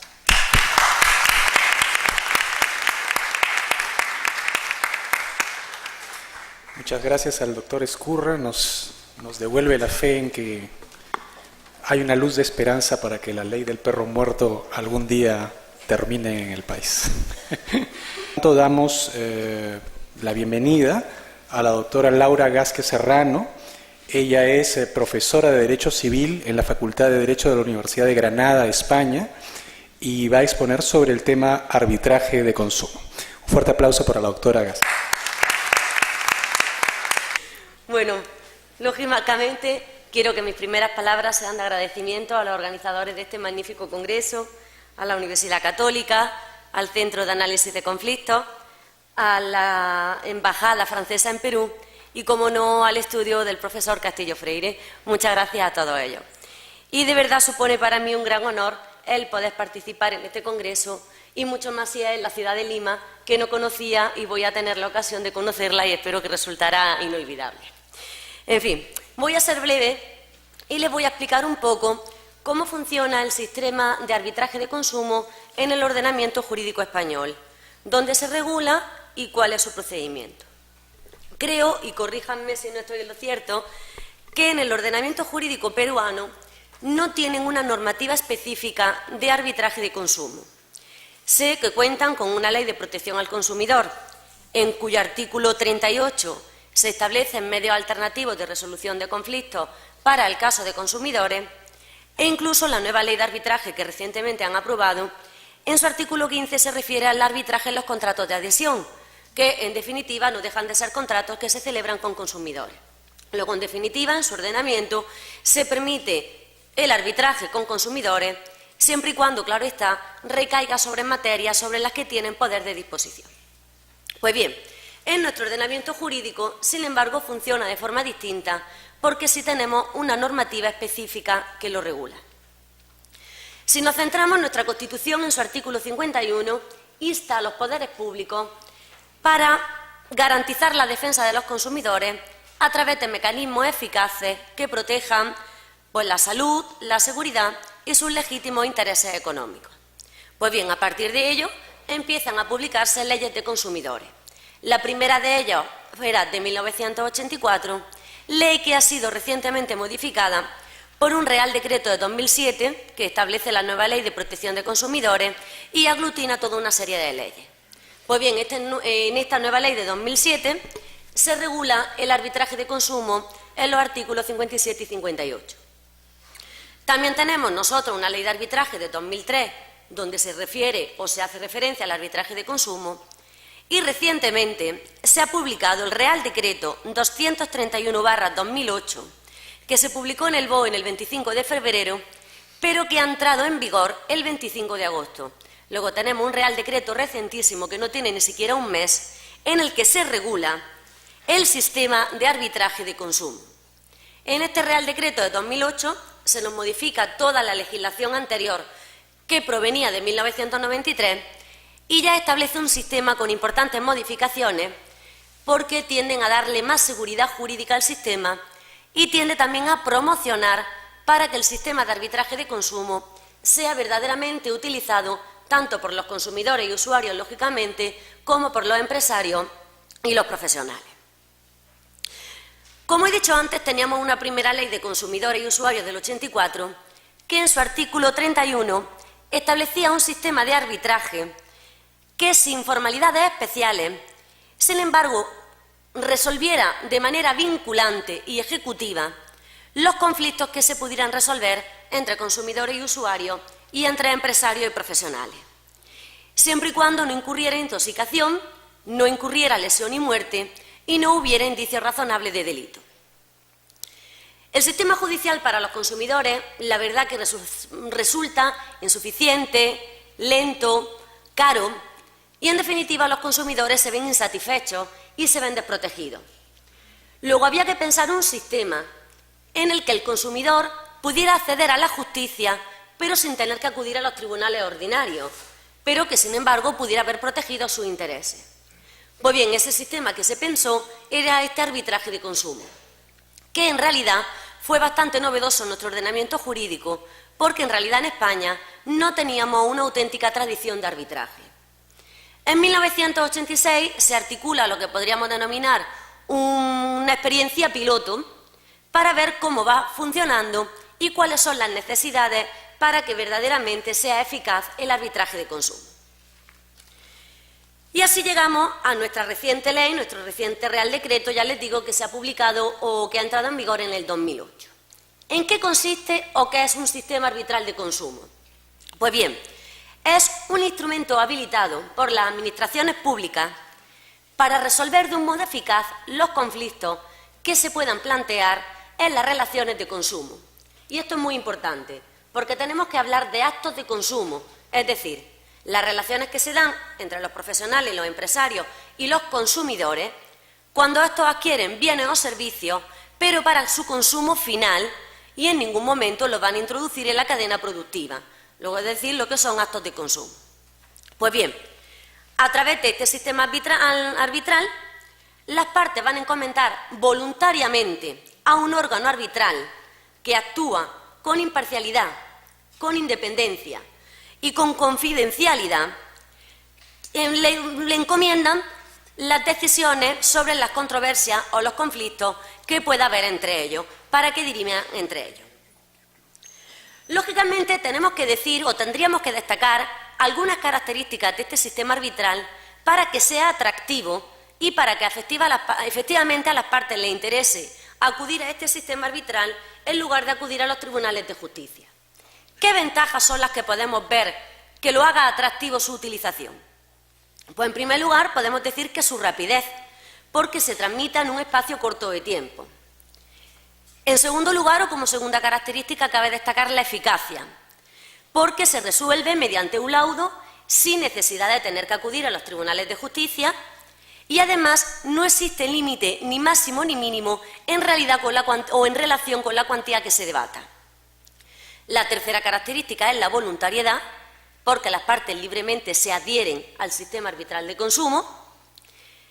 Otra característica importante es la ejecutividad, porque los laudos, las resoluciones arbitrales, son de ejecución obligada y tienen la misma eficacia que si fuera una sentencia judicial. Y por último, y esto para los consumidores es muy importante, es la economía, porque nuestro sistema arbitral de consumo es gratuito para las partes. Tendrá determinados costes en el supuesto, por ejemplo, que las partes quisieran solicitar algún tipo de prueba o de peritaje. Si no, nos encontramos ante un sistema que es gratuito. Con lo cual vemos cómo a través del sistema arbitral de consumo las partes pueden resolver sus problemas, sus conflictos, de una manera rápida, comparándolo con los tribunales de justicia, y sobre todo de una manera económica. Las partes que intervienen ya hemos dicho que son, por un lado, los consumidores y usuarios, y por otro lado son los empresarios o profesionales, y cabe destacar, y esto es muy importante, siempre que actúen al poner en la venta sus bienes o sus servicios, es decir, siempre que nos encontremos en la cadena del mercado, con lo cual no podríamos reclamar a un empresario que actuara ejerciendo cualquier actividad ajena a su propia profesión. Y pueden ser objeto de arbitraje todas aquellas materias que estén relacionadas con los actos o las relaciones de consumo. Si bien nuestro decreto de 2008 también establece una serie de límites en el sentido que hay determinadas materias que en ningún caso se podrán resolver mediante el sistema arbitral de consumo. ¿Qué no podrá ser resuelto? Pues las cuestiones sobre las que ya exista una resolución firme y definitiva, tampoco aquellas sobre las que las partes no tengan la libre disponibilidad, no tengan su libre disposición. Tampoco pueden ser objeto de arbitraje de consumo aquellas cuestiones en las que sea preceptiva y obligatoria la intervención del Ministerio Fiscal. Y, por último, aquellas otras, como he dicho anteriormente, en las que concurriera intoxicación, lesión, muerte o hubiera indicios razonables de delito. Es importante saber cuáles son los órganos que intervienen o que existen en este sistema arbitral de consumo. Y en este sentido podemos mencionar a las juntas arbitrales, que, como veremos ahora, van a ser unos órganos administrativos o técnicos. En segundo lugar, los colegios arbitrales, que son en definitiva los que resuelven y dictan el laudo en el caso concreto. También podemos hablar de la Comisión de las Juntas Arbitrales de Consumo, que depende del Instituto Nacional de Consumo y lo que pretende es dar homogeneidad al sistema. Y, por último, el Consejo General del Sistema Arbitral de Consumo, que es un órgano colegiado de representación y de participación. Como he dicho, las juntas arbitrales de consumo es un órgano administrativo, es un órgano de gestión. Hay distintas juntas arbitrales según el ámbito territorial. Así nos encontramos con las juntas municipales, con las juntas de mancomunidad de municipios, con las juntas provinciales, con las juntas autonómicas y, por último, tenemos también una junta de consumo nacional. ¿Cuándo sea competente la Junta de Consumo Nacional? Cuando los intereses de los consumidores afectados exceden el límite de una comunidad autónoma. Entonces, si tenemos intereses consumidores afectados en más de una comunidad autónoma, la que será competente será la Junta Nacional o la Junta Arbitral Nacional. Como he dicho, estas juntas arbitrales tienen labores de gestión, administrativa, técnica, de asesoramiento y asesoran tanto a los propios árbitros como a los consumidores o también a los propios empresarios. ¿A qué junta arbitral tiene que acudir un consumidor si quiere plantear una reclamación, si quiere acudir al sistema arbitral? Pues nuestro Real Decreto establece una serie de criterios. Lógicamente, y en primer lugar, tendrá que acudir a la de su domicilio, donde esté domiciliado el consumidor, pues entonces esa será la junta arbitral competente. En el caso de que su domicilio hubiera más de una junta arbitral, pues entonces se optará por aquella que sea de un ámbito de una competencia territorial inferior. Pero en cualquier caso dice el Real Decreto que siempre habrá que optar a la libertad de las partes, que en definitiva son las partes las que decidan qué junta arbitral quieren que sea competente. ¿Cómo se tramita este procedimiento arbitral? Pues bien, se inicia siempre con la formalización de una solicitud de arbitraje que se presenta ante la junta arbitral competente. Solicitud que va a presentar bien el propio consumidor o bien sus respectivas asociaciones de consumidores. Una vez que se reciba la solicitud, se le va a dar traslado al empresario. Si el empresario está adherido al sistema arbitral de consumo, inicia propiamente el procedimiento. Ahora, puede ser que el empresario no esté adherido todavía al sistema arbitral de consumo. Pues bien, se le da traslado de la solicitud para que en el plazo de 15 días decide si acepta o no acepta este arbitraje. En el caso de que no acepte el arbitraje, se tienen que archivar las actuaciones, puesto, como hemos dicho antes, una de las principales características del arbitraje es la voluntariedad. Pero bueno, pongamos que el empresario está adherido al sistema arbitral de consumo o de todas maneras admite seguir este arbitraje. Pues bien, entonces, cuando se designa al colegio arbitral, y este colegio arbitral será el órgano que decida el conflicto planteado y, en definitiva, será el órgano que dicte un laudo. Y el colegio arbitral va a estar formado por 3 miembros. Un árbitro, que será un representante de las administraciones públicas, un segundo árbitro, que será representante de los consumidores, y el tercero, que será representante de los empresarios. Y los árbitros pueden dictar un laudo basado en la equidad o basado en derecho, un laudo de derecho. Luego, si es un laudo de derecho, tendrán que basarse en las normas legalmente establecidas, mientras que si es de equidad, tendrán que seguir su leal saber y entender. Con el límite que si las partes optan por un laudo de derecho, los árbitros siempre tendrán que ser abogados en ejercicio.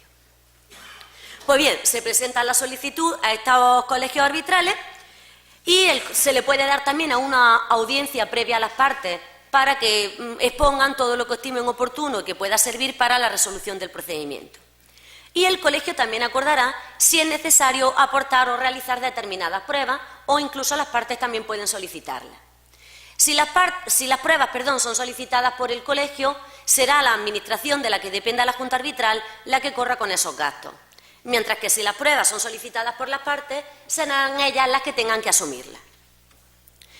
Y, lógicamente, el procedimiento va a terminar con un laudo que, como digo, es un laudo vinculante y ejecutivo para ambas partes.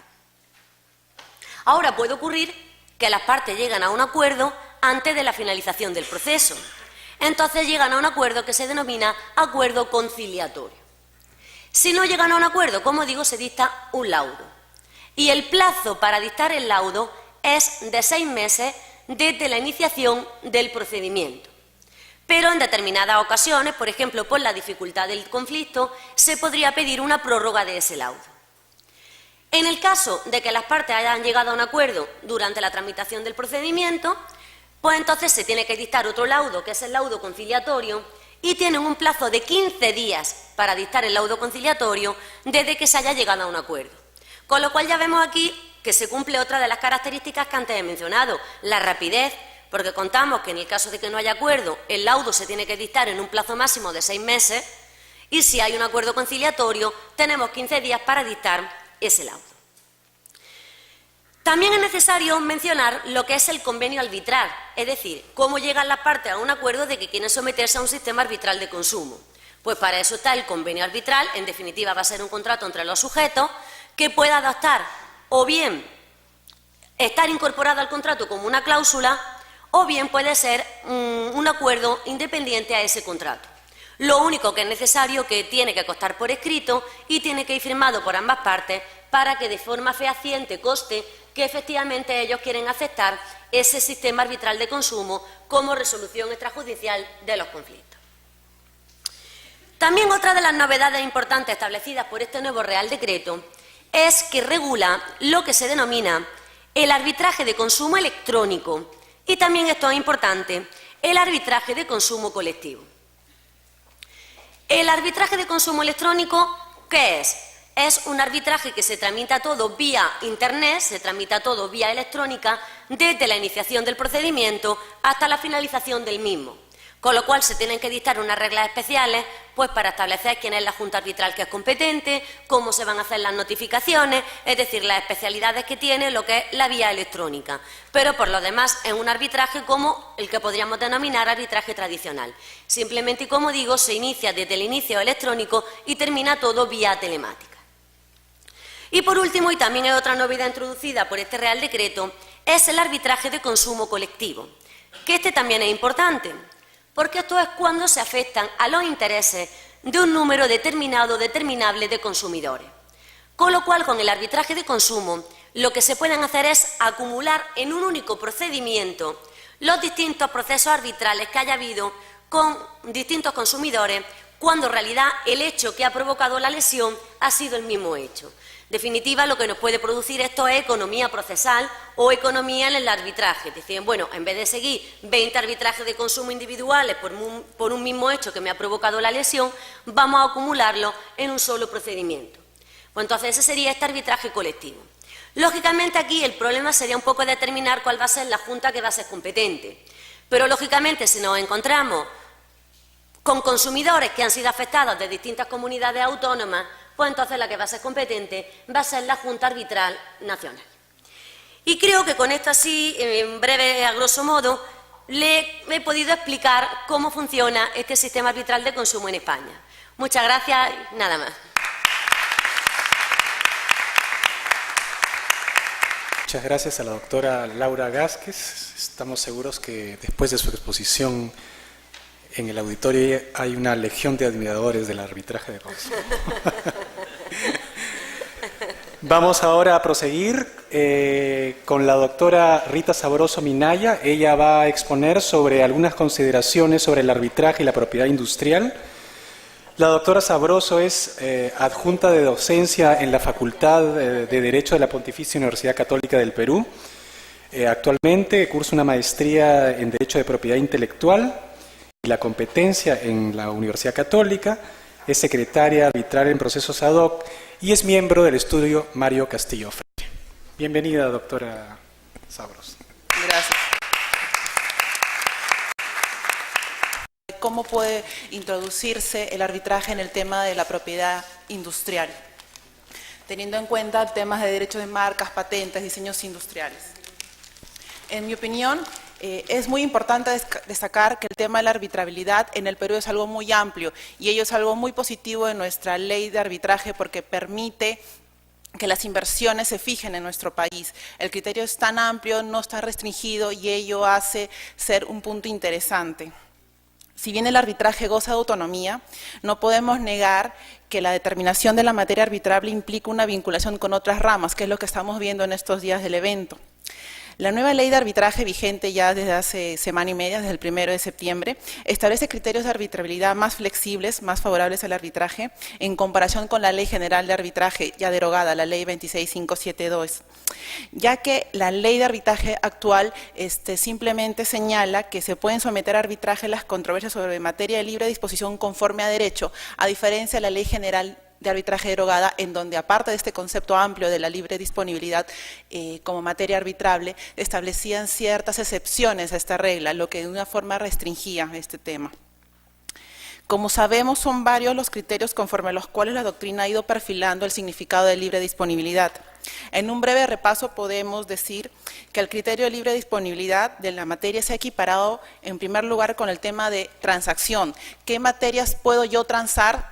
En aquellas materias yo puedo someter a arbitraje por ser un tema de libre disposición. Otro de los criterios a los cuales se ha equiparado el concepto de libre disponibilidad es el tema de la patrimonialidad. Aquellas materias catalogadas como patrimoniales son materias arbitrables. El tema aquí, la duda que nos cabe es cómo este concepto tan gaseoso de alguna manera sobre lo que cosa es patrimonial nos puede a la vez definir qué cosa es arbitrable. Asimismo, en este intento de ir perfilando el criterio de libre disposición, deberíamos fijarnos en los límites que se vienen estableciendo.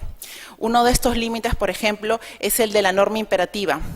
Se dice que ahí donde la norma es imperativa no cabe la arbitrabilidad del derecho. Afortunadamente, hoy en día, este límite está dejado de lado, ha sido superado. Es decir, que podemos afirmar tranquilamente que la norma imperativa no impide per se que una materia pueda ser sometida a arbitraje. Otro de los límites es el tema de la exclusividad o especialidad de los órganos jurisdiccionales u órganos administrativos. Bajo este límite se podría afirmar que solamente la Sala de Propiedad Intelectual o las nuevas direcciones de signos distintivos o de invenciones y nuevas tecnologías creadas con la nueva Ley de Organización y Funciones del INDECOPI serían los únicos que podrían tratar sobre temas de propiedad industrial, en tanto tienen la jurisdicción exclusiva sobre esos temas. Otro de los límites tradicionales es el tema del orden público. Las cuestiones de orden público o sus equivalentes de interés general, interés de terceros, no podrían ser sometidos a arbitraje. Ahora bien, al abordar el tema del arbitraje en propiedad industrial, estamos hablando de cuestiones de derecho mercantil, que prima facie pueden ser arbitrables. Sin embargo, no todos los supuestos sobre derecho de marcas, de patente o diseños industriales resultan susceptibles de ser sometidos a arbitraje. En tal sentido, la regla general contemplada en el inciso 1 del artículo 2 de la nueva ley tiene que ser sometida a una labor de interpretación a efectos de determinar cuál es el criterio de libre disponibilidad que se puede aplicar y cuáles son sus límites. ¿Qué más? El arbitraje en temas de marcas o de patente, diseños industriales, al igual que en el tema de consumidor, no está regulado en una norma específica. La antigua Ley de Organización y Funciones del INDECOPI, el Decreto Legislativo 807, establecía así simplemente como referencia arbitrajes para temas de competencia desleal, protección al consumidor y salida del mercado, pero supeditaba este tema del arbitraje a la implementación de un reglamento que nunca llegó a existir. La actual Ley de Organización y Funciones del INDECOPI, el Decreto Legislativo 1033, establece que las direcciones de signos distintivos o de invenciones y nuevas tecnologías tienen la facultad de registrar, controlar y proteger los derechos otorgados mediante procedimientos adecuados que incluyen mecanismos y procedimientos de solución de controversias. Como podemos ver, por lo menos la nueva ley es un tema más amplio, o sea, soluciones de controversia podría estar mediación, obviamente el arbitraje, pero no lo menciona expresamente y no supedita la posibilidad de estas direcciones a la implementación de un reglamento. Para efectos de la presente exposición nos centraremos en temas de derecho de marcas, dado el tiempo, pero debo señalar que este análisis que se va a hacer se puede aplicar mutatis mutandis a los demás signos distintivos que están regulados en la decisión 486 de la Comunidad Andina. Aquí hacer una precisión. A lo largo de los minutos que me quedan voy a hacer referencia únicamente a la decisión 486 de la Comunidad Andina, porque si bien en nuestro país sí tenemos una ley de propiedad industrial que es el decreto legislativo 823 del año 96, este decreto legislativo 823 se dio como consecuencia de la antigua decisión comunitaria, de la decisión 344. La decisión 344 es del año 94, en el año 96 se dio la norma interna, este decreto legislativo, pero en el año 2000 se modificó la norma comunitaria, y que es la actual, la que nos regula y la que es el fundamento de todas las resoluciones que emite el INDECOPI. Tan es así que en este bloque de normas que se emitieron a raíz de la implementación del TLC, el decreto legislativo 1075 de junio de este año introduce modificaciones a la decisión 486, no hace referencia alguna a la norma interna de propiedad industrial. El artículo 134 de la decisión 486 nos da el concepto de lo que es marca. Señala que a efectos de este régimen constituirá marca cualquier signo que sea apto para distinguir productos o servicios en el mercado. Podrán registrarse como marca los signos susceptibles de representación gráfica. Como vemos, esta definición pone en manifiesto que el bien inmaterial en el que consiste la marca puede plasmarse tanto en cualquier entidad perceptible por el sentido de la vista como por otros sentidos. Por ejemplo, normalmente conocemos las marcas Coca-Cola, las etiquetas, Phil, Donofrio, pero también hay otros tipos de marcas que se han venido reconociendo a través de la doctrina y jurisprudencia extranjera, que no son perceptibles por la vista. Por ejemplo, se ha registrado como marca el rugido del león de la Metro-Goldwyn-Mayer, como una marca auditiva. También ha habido un caso de pelotas de tenis, que la marca era el olor a hierba recién cortada. Obviamente esas sentencias han sido muy discutidas por el tema de si esas marcas podían o no ser representadas gráficamente, pero ya se están admitiendo a nivel internacional. Lo único que limita para el tema de Perú y de la Comunidad Andina, la aptitud, es que la aptitud del signo para convertirse en marca desde la perspectiva de esta definición legal es la susceptibilidad de representación gráfica del signo y que tenga fuerza diferenciadora. Es decir, una marca no va a funcionar y no va a ser registrada si no llega al consumidor. Es decir, si yo no identifico a esta marca con un producto determinado, con una calidad determinada de ese producto o ese servicio, no va a poder ser registrado como marca. De esta manera, las marcas no solo protegen el interés de aquel que solicita su registro, sino también el interés de los consumidores, que no son otros que los destinatarios y beneficiarios de las funciones que cumple la marca. La marca cumple una función diferenciadora y, como ya les dije, una función indicadora de la procedencia. Si bien uno ve la marca Coca-Cola y no sabe en estricto quién es el que ofrece servicio, pero sabe que viene de un empresario determinado. Tal vez no sabemos el nombre, pero sabemos de dónde viene. Y va de la mano con que la marca también tiene una función indicadora de calidad, del goodwill, y obviamente también la marca tiene una función publicitaria que es con la que más lo reconocemos. En efecto, el interés del consumidor exige reprimir situaciones en las que la utilización de un signo puede generarle representaciones erradas sobre el origen o las características del bien o servicio. Muchas veces el interés del titular del signo puede ir de la mano con el interés del consumidor. En este supuesto, la protección brindada al primero beneficia al segundo, siendo suficiente la protección otorgada al titular marcario. Sin embargo, en otros supuestos, estos intereses pueden ser contrapuestos, debiendo favorecerse en lo posible el interés del consumidor. Por este motivo, se debe tener en cuenta el interés del consumidor al momento de determinar si una controversia es de libre disposición y, por ende, si puede ser o no sometida a arbitraje. El análisis que vamos a efectuar, en principio, va a separar dos grandes momentos. El primer momento va a ser el momento en que el solicitante de que se registre una marca, el momento de la concesión, y el momento posterior a la concesión. En esta primera etapa del momento de la concesión vamos a tener en cuenta y recordar que en nuestro ordenamiento existe que el registro es algo constitutivo, no declarativo. ¿Qué significa ello? Que el derecho exclusivo lo adquiere quien registra la marca.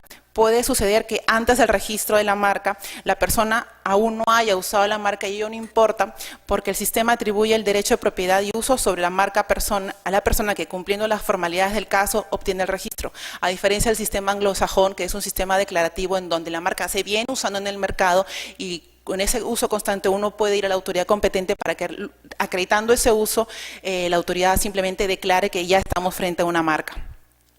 Dentro de tal orden de ideas, el titular de la marca solo podrá verse protegido una vez que el INDECOPI ha concedido el registro. Antes solo estará amparado por las normas que rigen el derecho de la competencia, pero no tendrá una protección a través de las normas de propiedad industrial. Si bien la posibilidad de aplicación del arbitraje en la etapa de concesión del derecho exclusivo sobre la marca está abierta, debemos analizar sobre qué puntos específicos y con qué límites se puede dar esta aplicación. Y para ello es necesario recordar que para poder acceder al registro somete una evaluación teniendo en cuenta provisiones absolutas y provisiones relativas contempladas en los artículos 135 y 136 de la decisión 486. Veamos el tema de provisiones absolutas. Las provisiones absolutas buscan impedir el registro de un signo como marca por defectos propios del signo, como por ejemplo, que el signo no constituya marcas de acuerdo al concepto que ya hemos esbozado, una aptitud diferenciadora y el tema de representación gráfica.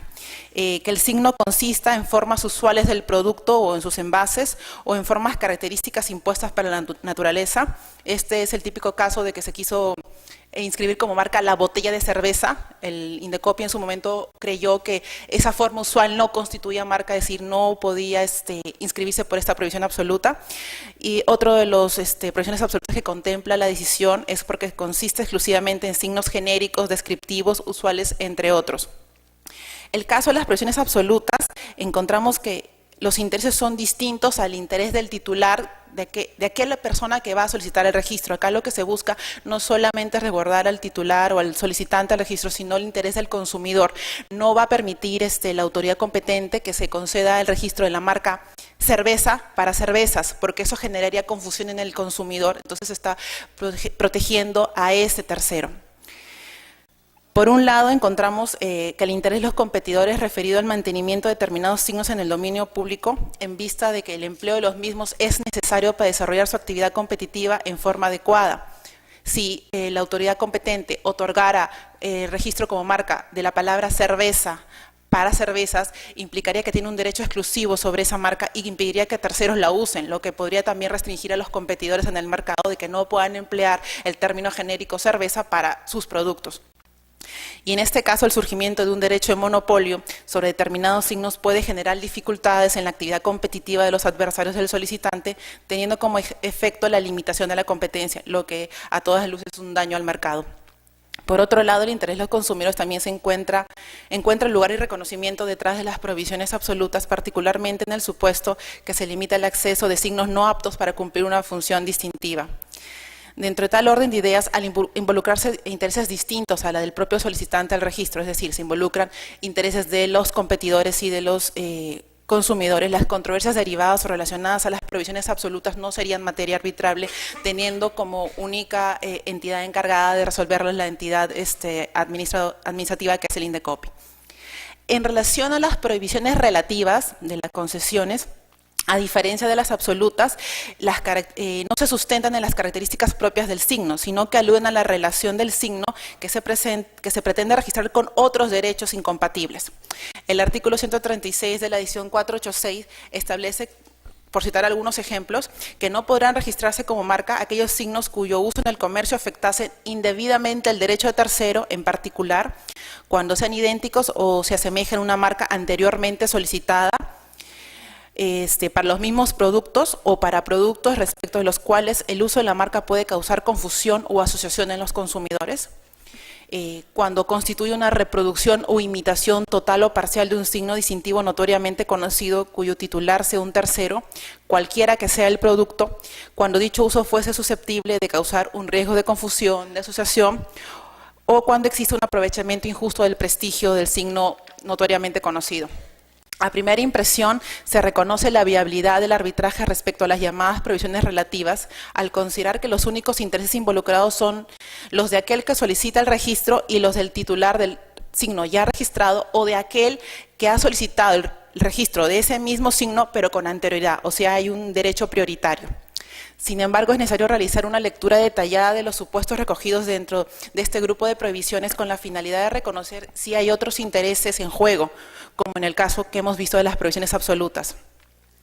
Como se puede apreciar, el 136 básicamente su fundamento es que no se puede acceder a la marca cuando por el límite de riesgos de confusión o asociación. Esto apunta a impedir el ingreso de signos que sean iguales o semejantes a los ya registrados o solicitados de un derecho prioritario. La confusión se da cuando un consumidor adquiere un producto o contrata la prestación de un servicio en la creencia errónea de que se trata del producto o servicio del competidor. Por ejemplo, nosotros vamos al supermercado y con la idea de comprar jabón marca Camay y sabemos, ya tenemos asimilado en nuestra mente cuál es el color, el envoltorio de este jabón. Y cuando vamos al supermercado encontramos Camay no como normalmente se escribe C-A-M-A-Y, sino Camay, con I latina al final y con una semejanza en la envoltura. Ello produce una confusión en el consumidor porque a primera impresión cree que es el mismo producto, que había una pequeña variación y lo adquiere. La confusión no solo perjudica al titular de la marca, que puede perder clientela o ver afectado su prestigio, sino también al público consumidor que compra lo que en realidad no quería comprar. De esta manera, en caso se presenten supuestos de confusión o riesgos de confusión, el signo no podrá acceder al registro ni gozar de protección. Si bien se protege en primer lugar el interés del empresario, también se ve que se está protegiendo el interés de los consumidores a fin de que ellos no se vean en un supuesto de confusión. Cabe señalar que el interés de los consumidores prima sobre la voluntad de los particulares envueltos en un contexto de riesgo de confusión. ¿Qué pasa si el titular de la marca Camay, la original, llega a un acuerdo con el solicitante de la marca Camay, Bamba, y deciden someter su controversia a arbitraje? Lamentablemente, en ese caso, el tribunal arbitral debería declararse incompetente porque no está solamente en juego intereses particulares, sino también los de terceros, en este caso los consumidores. Consecuentemente, en la etapa de concesión del registro marcario, en lo que se refiere a prohibiciones relativas, se puede afirmar que sí puede haber materia arbitrable siempre y cuando no estén en juego otros intereses. Ahora, ¿qué pasa luego de que ya se concedió el registro de la marca? Ya se superaron estas barreras. El derecho concedido sobre el signo se caracteriza por otorgar al titular del derecho exclusivo a utilizar la marca en el mercado. Este derecho sobre la marca tiene dos aspectos: uno positivo, por el cual el titular es quien tiene el derecho de uso exclusivo de la marca, y otro negativo, por el cual el titular tiene la facultad de excluir a terceros a que usen esa marca, lo que se conoce como el jus prohibendi. La decisión 486 solamente regula el aspecto negativo en su artículo 155, señalando que el titular tiene derecho a impedir que terceros usen realicen sin su consentimiento determinados actos y los detalla. El aspecto positivo del derecho sobre la marca implica que el titular de la misma está facultado para usarla, es decir, utiliza el signo en torno a las actividades que desarrolla el titular. O sea, lo típico que nosotros conocemos es que la marca está en el envase de sus productos o que lo usen para la función publicitaria. Sin embargo, el derecho de exclusiva no se restringe solo al uso por parte del propio titular, sino que dicho titular puede ceder tal derecho, conceder una licencia y en general realizar cualquier acto jurídico que tenga como objeto la marca. Como sabemos, la cesión es el acto por el cual el cedente, el titular original de la marca, transfiere al cesionario la titularidad de los derechos sobre la marca. En cambio, en el caso de la licencia, es aquel contrato por el que el titular de una marca, licenciante, autoriza a otra persona, licenciatario, a utilizar la marca para distinguir los productos o servicios que fabrica, comercializa o ofrece, a cambio de una contraprestación económica si fuera oneroso, pero también cabe licencias gratuitas y por un determinado tiempo.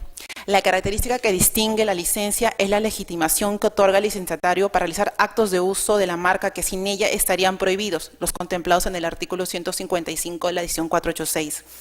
Por tanto, es válido decir que la licencia de marca implica una renuncia por parte del titular a ejercer el derecho consistente en perseguir a los terceros por el uso no autorizado. Otra característica importante radica en la conservación por parte del titular original de la marca de la plena propiedad de los derechos sobre el signo, a diferencia de la cesión en donde estos se han transferido. De esta forma, el titular de la marca se relaciona con terceros, cesionarios o licenciatarios, abriendo la posibilidad de aparición de conflictos en torno a los alcances, obligaciones y derechos y demás elementos de estos contratos. Obviamente, este es el escenario principal en los cuales puede entrar el arbitraje sobre temas de propiedad industrial obviamente en estos contratos de cesión o de licencia se tendrá que pactar una cláusula arbitral donde en caso alguna de las partes incumpla, nos sometemos a arbitraje o ya surgía la controversia, si las partes se ponen de acuerdo, se puede suscribir un convenio arbitral. Otro tema que también es materia arbitrable es de los acuerdos de comercialización. El artículo 159 de la decisión 486 establece que cuando en la región existen registros sobre una marca idéntica o similar a nombre de titulares diferentes, para distinguir el mismo producto o servicio se prohíbe la comercialización de los productos identificados con esta marca. ¿Qué significa? Si existe Camay en Colombia y Camay en Perú, ninguno de estos titulares puede ingresar al otro mercado a competir, salvo que los titulares de dichas marcas suscriban acuerdos que permitan dicha comercialización. Si se presenta alguna controversia en relación a estos acuerdos de comercialización, obviamente está abierta la vía arbitral. En relación al tema de la faceta negativa del derecho exclusivo sobre la marca, debemos reiterar que ello implica que el titular del signo está facultado para desarrollar acciones tendentes a que terceros no autorizados o autorizados que sobrepasen las facultades concedidas usen la marca. La decisión 486 establece ciertos criterios para que el titular de la marca pueda obtener una indemnización por los perjuicios que le puede irrogar este uso no autorizado, y obviamente este tema también podría ser tema arbitrable. De esta forma, el titular de la marca ante una infracción de sus derechos de exclusividad podría someter a arbitraje estas cuestiones sin ningún inconveniente. Lo que sí se ha reconocido a nivel de derecho comparado es que los temas sobre la nulidad o la validez de la concesión de registro no son materias arbitrables. Como podemos ver, el tema es muy interesante y a raíz de que ya se ha firmado y está por entrar en vigencia el Tratado del TLC con Estados Unidos y estamos próximos a firmar los tratados de TLC con China, con la Unión Europea, sería interesante que tal vez el INDECOPI a través de sus direcciones ponga en marcha este tema de una posibilidad de arbitraje en temas industriales, o tal vez instar a que cámaras de comercio o simplemente se lleven a cabo arbitrajes ad hoc sobre temas de materia de propiedad industrial, porque ello lo que va a incentivar es de que los inversionistas también vean atractivos de ingresar sus productos con su marca a un mercado en donde no van a tener que entrar en conflictos y procesos largos ante la entidad administrativa que hoy en día es el INDECOPI, que a veces se ve sobresaturada con la carga que tiene. Bueno, eso es todo. Muchísimas gracias por su atención.